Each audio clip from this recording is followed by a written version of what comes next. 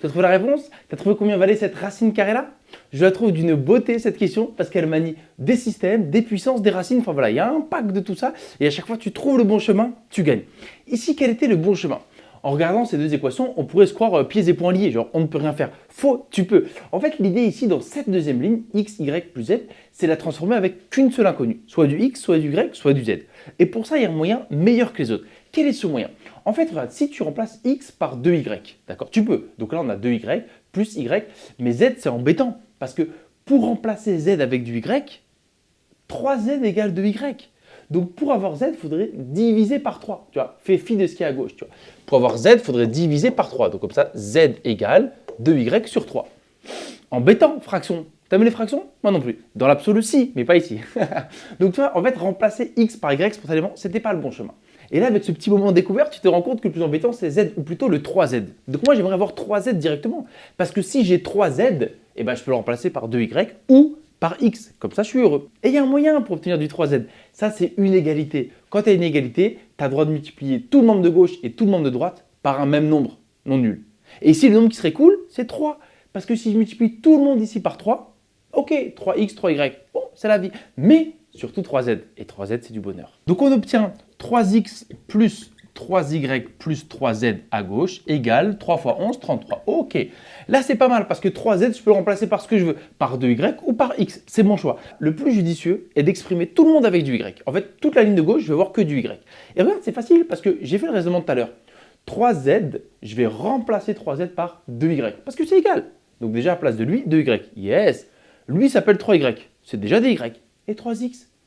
Un seul x, ça fait 2y, un seul x. Donc comme j'ai 3x, ça va m'en donner 3 fois plus. Et un peu de couleur pour illustrer ce que je viens de dire. X remplacé par 2y et 3z remplacé par 2y. Et donc là, cool, j'ai plus que du y. Et si bien, je vais aller directement parce que là, j'ai 3 fois 2, j'ai 6y. 6 et 3, 9, 9 et 2, 11y. 11y égale 33. Ben ouais, c'est bien fait, sans la simplification, non? 11 fois y égale 33, donc y égale 3 directement, d'accord? Je ne vais pas te faire l'offense de faire 33 sur 11. Ok, on a trouvé y. Cool, je vais pouvoir aller chercher x et z. Y égale 3, que vaut x? Encore une fois, on se réfère à cette égalité-là.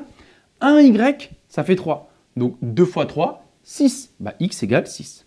Et z alors? Z, c'est un peu plus technique. Parce que 3z, ça fait 2y. Autrement dit, 3 fois z, ça fait 6. Parce que y, c'est 3. 2 fois 3, 6. Si 3z égale 6, c'est que z, il vaut combien? Il vaut 2. 3 fois 2, 6. Ok. Donc z égale 2. Ok, cool. J'ai trouvé la valeur de x, de y, de z. Yes. Je vais pouvoir les remplacer et enfin calculer la racine carrée. Et voilà, j'ai remplacé x par 6, y par 3 et z par 2, comme j'ai trouvé juste avant. Et une fois qu'on est là, tu vois la petite propriété des puissances qu'on va utiliser ou pas? Avec les puissances, il y a deux possibilités. Soit tu as le même exposant et il y a une formule, soit tu as le même nombre en bas, comme je viens de dire, et il y a également une propriété. Donc là, ici, ils ont le même exposant. Ce n'est pas forcément judicieux de multiplier tout le monde parce que tu seras puissance 3 et là, j'ai une racine carrée. Et la racine avec puissance 3, ils font pas bon ménage. Enfin, c'est pas horrible, mais ça ne simplifie pas. Donc, il faut essayer d'abord d'y aller pas à pas. Et tu vois le premier pas? On va mettre ces deux-là ensemble, non? 3 fois 2, 6, comme ça, on va retrouver du 6, peut-être que c'est cool.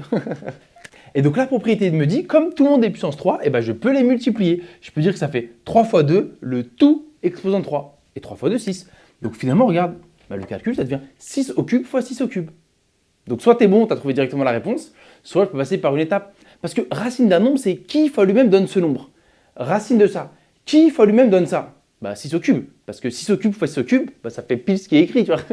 Genre, c'est tellement la définition que normalement, c'est bien de le voir. Sinon, je peux passer par une petite propriété. Un nombre fois lui-même, ça fait au carré. Donc ça peut s'écrire comme ça. 6 au cube, le tout au carré, et le tout sous la racine. Et là, tu le vois, non? Racine et au carré qui se touchent, ça disparaît. Donc il reste quoi finalement? Juste 6 au cube. Parce que c'est un nombre positif, je t'ai vu venir, d'accord? Et 6 au cube combien? 216. C'est pas mal de connaître ça pour les tests de maths logique, ok? Donc j'espère que j'ai pas menti, que tu es d'accord avec moi, que cette question était d'une beauté.